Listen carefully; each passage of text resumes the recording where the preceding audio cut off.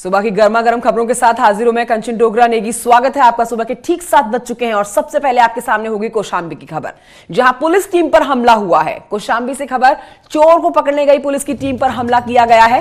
साथ ही आपको यह भी बता दें कि एक सिपाही और एक दरोगा गंभीर रूप से इस पूरे हमले में घायल हुए हैं। दोनों को जिला अस्पताल में कराया गया है भर्ती। एएसपी समेत कई थाना की पुलिस इस मौके पर पहुंची थी हमलावरों को पकड़ने के लिए। छापेमारी अब भी जारी है। कड़ा थाना क्षेत्र के नरसिंहपुर कछुआ गांव की ये वारदात है, जहां पर पुलिस की टीम पर ही हमला किया गया है। एक दरोगा एक सिपाही घायल हुए हैं गंभीर रूप से, अस्पताल में भर्ती करा दिए गए हैं। कौशांबी की एक खबर, चोर को पकड़ने गई थी यहां पुलिस, लेकिन चोरों ने यहां पर हमला कर डाला पुलिस की टीम पर ही। दरोगा और सिपाही घायल हुए, गंभीर हालत इनकी बनी हुई है। देर रात की तस्वीरें आपकी टेलीविजन स्क्रीन पर हैं। अरविंद राणा मेरे सहयोगी और जानकारी के साथ खबर पर मौजूद है। अरविंद राणा, इस समय क्या है अपडेट इस पूरे मामले में? क्योंकि बीती रात की हम तस्वीरें देख रहे हैं तो गहमा गहमी का माहौल बना हुआ है। एक सिपाही और एक दरोगा घायल हुआ।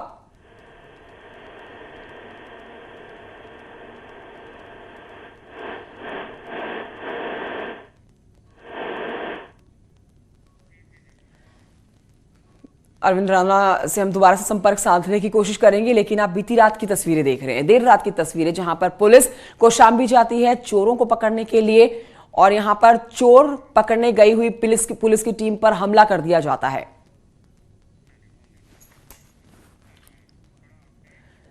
अलीगढ़ मारपीट के मामले में बीजेपी के विधायक राजकुमार सहयोगी और थानेदार अर्जुन सैनी की बहस का एक वीडियो वायरल हो रहा है।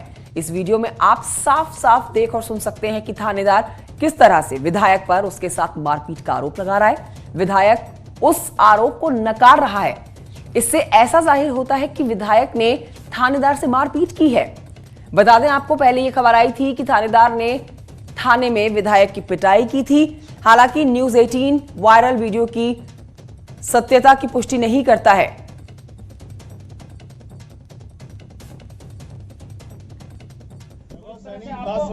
मारपीट क्यों करी? बात सुनिए, मेरी बात सुनिए। जब से आपने चार्ज लिया है, एक भी कार्यकर्ता का सुबह पैसे दूर खसोड़ के कोई दूसरा काम नहीं हो रहा थाने के अंदर। वो बात आप जो भी फैसला कराते हो, पहले मेरी बात सुनिए, जब भी फैसला कराते हो, अरे विधायक का फोन आया, ठीक है, साले 5-5 हजार रुपए बढ़ा दो, 20,000 रुपए लोन से फैसले में। आप कुछ भी नहीं, फैसले 20,000 रुपए लोन। मैंने कहा यार अच्छा, हमने थाने फोन किया, मैंने कहा भैया फैसला कर रहा है कार्यकर्ता तो फैसला करा दीजिए। पर इसका मतलब ये नहीं है कि आप उनसे पैसे लो। सच्चाई आप जो है, अब हमारा पेट्रोल का खर्च कौन देगा भाई? हम तो पकड़ के लाए भाई, इसका दो हर्जाना दो टैक्स दो इसका। नहीं, ये क्या हो रहा है? का सामना तो करो, एक मिनट देखो ना। हाँ। ये बताओ, आपने आती मेरे साथ मारपीट क्यों करी? मुझे एक बात बताइए, मेरे हिंदू कार्यकर्ता 15 दिन कार्यकर्ता टीम उसमें हॉस्पिटल में पड़े रहे। हाँ। मैंने आपसे कहा क्रॉस मत करना। हाँ। आपने फिर भी क्रॉस किया। किससे कहने पे? अच्चू साहब के कहने पे। उसने कहा खुद आपसे। अच्छा। अरे अच्चू साहब ने कहा, मैंने अच्चू साहब नेतागिरी, मैंने आपसे कहा था कि अच्चू साहब नेतागिरी करेगा ना। अच्चू साहब ने काम मुकदमा लिखने के लिए आपसे फोन पे बात हुई है, मैंने उसके कहने मुकदमा। मुझे क्या पता आपने किससे कहने फोन किया, किससे कहने पे मुकदमा काम किया? बात तो करते हैं, मारपीट क्यों करी? भाई मुझे क्या, आप मेरा एक भी काम कार्यकर्ता कर रहे हो, मारपीट करोगे नहीं क्या? मुझे फिर मेरे पे क्या करूं? नहीं कार्यकर्ता पर आप मुझे नहीं, आप एक बात बताओ, हर चीज को आप हल्के से लेते हो। आप आगे मेरी वर्दी फाड़ रहे हैं, मेरे कार्यकर्ता आगे मेरी वर्दी फाड़ रहे हैं, मेरी नेम प्लेट तोड़ रहे हैं, मेरे साथ मारपीट कर रहे हैं, इसका हटाना आप जानते हैं? अरे आप जो चाहे मेरे साथ कर दीजिए। आप सरकार की क्या? अरे आप हमारे साथ कुछ भी कर दीजिए, हम तैयार बैठे हैं। आप हमें बंद कर दीजिए। कैसे आदमी, आपको जनता ने चुना है? अरे हमें जनता ने चुना, हमें अपना कर्तव्य पता है। आप थाने पर घुस, आप हमें कर्तव्य पता है हमारा। थाने पे घुस के मारपीट करेंगे एसओ के साथ? आप हमारे साथ जो आपको करना, आप हमारे साथ कर दीजिए, तो हम कर लेंगे। ठीक है, लेकिन आपने मारपीट क्यों करी है? आपने मारपीट क्यों करी? क्या करें, जनता का काम नहीं करोगे आप हमारे साथ? नहीं बच्चे करोगे, हमारी जनता। अलीगढ़ के बाद बढ़ते हैं आगे, गोरखपुर से खबर, जहां पर किशोरी से गैंगरेप की खबर है। गोरखपुर में किशोरी से हुआ है गैंगरेप। तो एक लड़की से यहां पर गैंगरेप हुआ है और गांव के 2 युवकों पर ही गैंगरेप का आरोप लगा है। परिजनों पर शिकायत की केस उन्होंने दर्ज करा दिया है। परिजनों ने शिकायत करके और आरोपियों की गिरफ्तारी में पुलिस जुटी हुई है। गोरखपुर से खबर, जहां पर एक युवती के साथ हुआ है रेप और इस बीच गिरफ्तारी भी हुई है आरोपियों की। परिवार वालों ने एफआईआर भी दर्ज करवा दी है। गांव के 2 युवकों पर ही गैंगरेप का यह आरोप लगा है। जिसके बाद आरोप लगाने के बाद शिकायत दर्ज कराई गई, एफआईआर दर्ज कर ली गई है और इन दोनों युवकों को गिरफ्तार कर लिया गया है। तो एक महिला के साथ रेप की ये घटना, गैंग रेप की ये घटना गोरखपुर से, गोरखपुर में महिला के साथ हुआ है गैंग रेप और गांव के 2 युवकों पर ही इस गैंग रेप का आरोप लगा है। परिजनों ने शिकायत हालांकि दर्ज करा दी है, केस दर्ज करा दिया है और इस बीच अपडेट ये कि आरोपियों की गिरफ्तारी भी हो चुकी है। मेरे सहयोगी अनिल सिंह और जानकारी के साथ इस खबर पर मौजूद है। अनिल सिंह, ये पूरा मामला क्या है? देखिए, सहजनवा के गांव का ये मामला है। लड़की का कहना है, किशोरी का कहना है कि उसके साथ शौच के लिए गई थी और 2 लड़कों ने उसको बंधक बना के उसको एक सुनसान जगह पे ले जाके उसके साथ गैंगरेप किया है। फिलहाल पुलिस ने दोनों आरोपियों के खिलाफ मुकदमा दर्ज कर लिया, उनकी गिरफ्तारी का प्रयास कर रही है। लेकिन लगातार जिस तरह से गोरखपुर में इस तरह की वारदात आ रही है, निश्चित तौर पर एक बड़ा मामला है। खास करके जो बच्चियों की सुरक्षा को लेकर जो पुलिस दावा करती है, उस पर एक बड़ा सवालिया निशान उठ रहा है कि लगातार इस तरह की घटनाएं सामने आ रही हैं गोरखपुर में। अनिल कुमार सिंह, बहुत शुक्रिया आपका इस जानकारी के लिए। तो दबिश लगातार पुलिस की जारी है क्योंकि 2 लोगों ने रेप किया है, एफआईआर दर्ज हुई है और जल्द से जल्द पकड़ने की कोशिश इन दोनों युवकों को। हापुड़ में मर्डर हुआ है, मर्डर की खबर जिसमें हापुड़ में सुबह सुबह मर्डर की वारदात को अंजाम दिया गया। मां के साथ पैदल जा रहे युवक की हत्या कर दी गई है। बाइक सवार गोली मारकर तमंचा लहराता हुआ फरार हुआ है। आपसी रंजिश का यह मामला और इसी के चलते गोली मारी गई है, ऐसी आशंका जाहिर की जा रही है। हापुड़ देहात थाना के पक्का बाग की यह वारदात है। तो मर्डर किया गया है हापुड़ में और सुबह सुबह की ये वारदात है। मर्डर की ये पूरी वारदात आपको बता रहे हैं जिसमें मां के साथ पैदल जा रहे युवक की हत्या कर दी गई है। तस्वीरें आपके सामने उसी युवक की जो जान अब गंवा चुका है। पुलिस इस पूरे मामले की तफ्तीश में जुटी हुई है।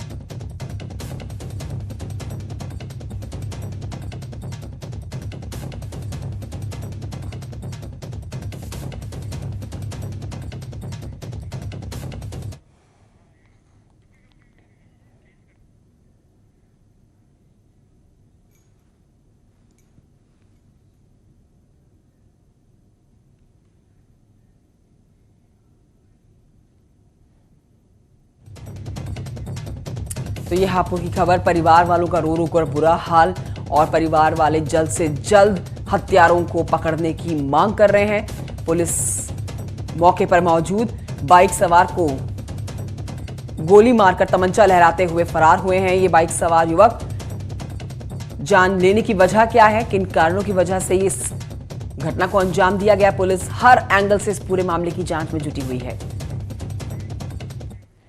आगे बढ़ते हैं। कृष्ण जन्माष्टमी के मौके पर मेरठ में हजारों घरों में अंधेरा छा गया। स्मार्ट मीटर उपभोक्ताओं के घरों में सबसे ज्यादा संकट गहराया हुआ है। बिल जमा करने के बावजूद भी उनके कनेक्शंस काट दिए गए।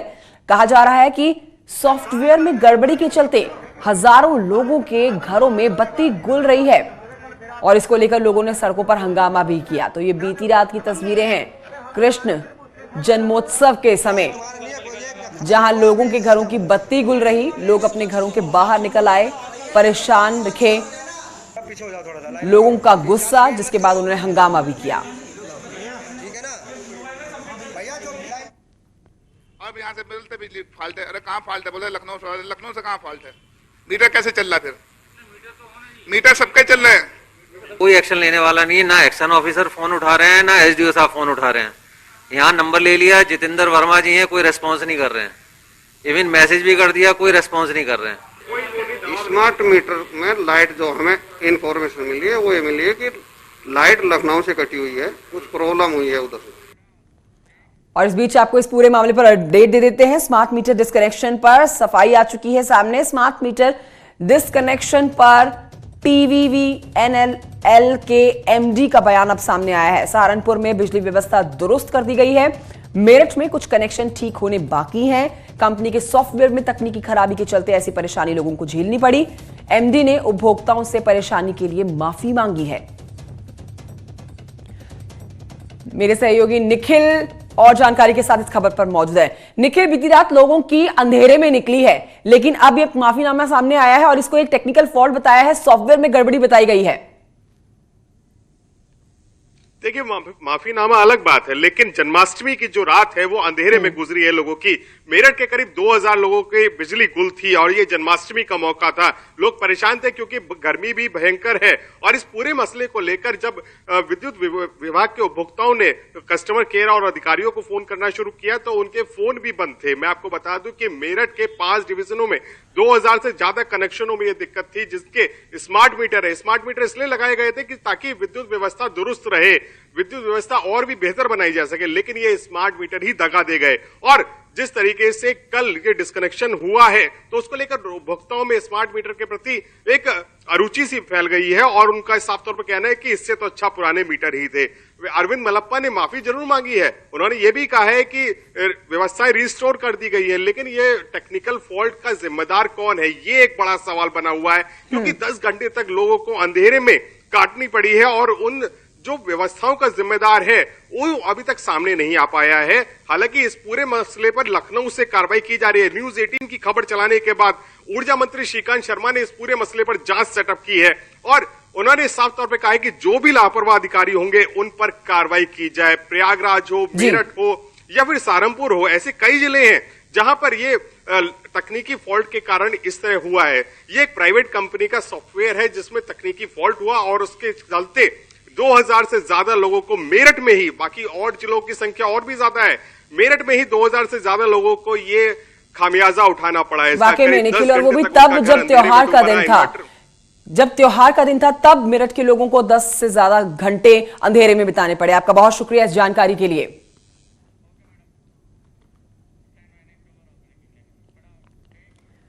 अगली बगली खबर जो है वो लखनऊ से, जहां पर लापरवाह अफसरों पर गाज गिरी है। बिजली गुल होने के मामले में 2 ऑफिसर्स को सस्पेंड कर दिया गया है। ईईएसएल के आदेश सामने आए हैं जिसमें सक्सेना सस्पेंड कर दिए गए हैं। एलएनटी के शशिकांत अग्रवाल भी सस्पेंड हुए हैं। 2 अधिकारी सस्पेंड किए गए हैं। स्मार्ट मीटर धारक उपभोक्ताओं की बिजली हुई थी गुल और अंधेरे में डूब गए थे प्रदेशवासी। प्रदेश के कई शहर मंत्री श्रीकांत शर्मा ने जांच के आदेश दे दिए हैं। जैसा कि मेरे सहयोगी निखिल बता रहे थे कि इस पूरे मामले पर प्रदेश मंत्री श्रीकांत शर्मा ने जांच के आदेश दे दिए हैं और 2 बड़े अफसरों पर गाज भी गिर चुकी है। झांसी से खबर है, ध्यान से इस खबर को देखिएगा। झांसी में अगर आपको सुनसान जगह पर कोई खूबसूरत सी लड़की लिफ्ट मांगते हुए दिखे तो सावधान हो जाइएगा। यह मदद इतनी भारी पड़ सकती है जिसका आप अंदाजा भी नहीं लगा सकते। मामला मऊरानीपुर थाना क्षेत्र का है। यहां पर शाम होते ही शातिर हसीनाओं का गैंग सड़कों पर उतर आता है अपने शिकार की तलाश में।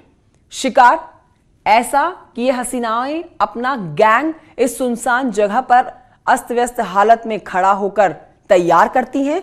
2 पहिया हो या फिर 4 पहिया वाहन हो, उन चालकों से लिफ्ट मांगती हैं और सुनसान जगहों पर किसी भी लड़की को अकेला देखकर लिफ्ट देने वाले आसानी से इन हसीनाओं के जाल में आ भी जाते हैं।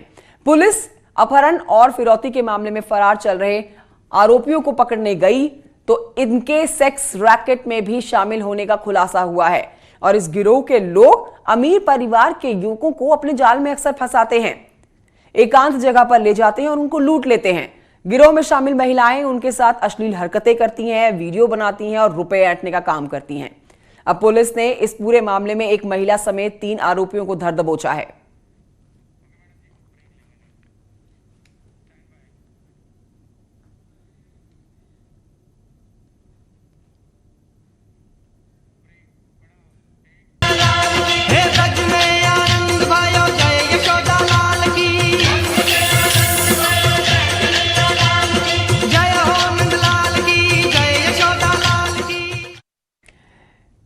ब्रेक के बाद आपका स्वागत है। ब्रज में श्री कृष्ण जन्माष्टमी का पर्व धूमधाम से मनाया गया। परंपरा के अनुसार मथुरा में आधी रात को श्री कृष्ण जन्म स्थान पर कन्हैया ने जन्म लिया। कान्हा का जन्म होते ही पूरे ब्रज में जय कन्हैया लाल की जयकारें गूंज उठे। जन्म होते ही ठाकुर जी का पंचगत से स्नान कराया गया। गाय के दूध से अभिषेक होने के बाद ठाकुर जी का दही, घी, बूरा, शहद और दूध से दिव्य अभिषेक हुआ। यह पहला मौका है जब भगवान श्री कृष्ण का जन्मोत्सव बिना भक्तों के मनाया गया। मंदिरों में सिर्फ संतों और सेवायतों की मौजूदगी में सभी परंपराएं पूरी की गई। कोरोना संक्रमण के कारण मंदिरों में भक्तों के प्रवेश पर प्रतिबंध रहा।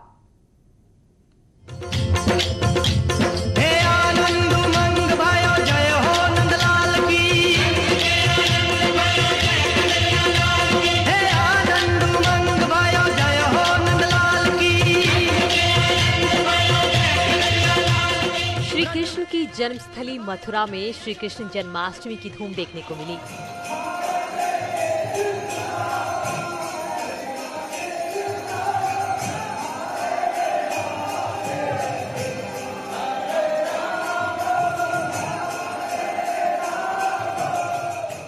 भगवान श्री कृष्ण के जन्म की खुशी में लोग खुशी से झूम रहे हैं, नाच और गा रहे हैं। हर तरफ आनंद के घर आनंद भयो, जय कन्हैया लाल की गूंज सुनाई पड़ी।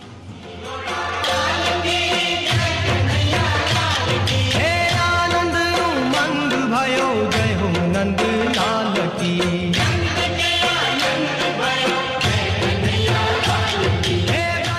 भक्त इस शुभ घड़ी का बेसब्री से इंतजार कर रहे थे और जैसे ही आराध्य लड्डू गोपाल का जन्म हुआ, पूरी ब्रज नगरी इस खुशी से सराबोर हो उठी। नितिन गौतम मेरे साथ, मेरे सहयोगी और जानकारी के साथ मौजूद है। नितिन गौतम, हम तस्वीरें अपने दर्शकों को कल दिन भर दिखाते रहे, इस उत्सव में घर बैठे शामिल कराते रहे, लेकिन वो रौनक शायद नहीं देख पाए जो कोरोना से पहले के सालों में हम देख पाते थे। इस बार भक्तों के बिना ही भगवान कृष्ण का जन्म हुआ।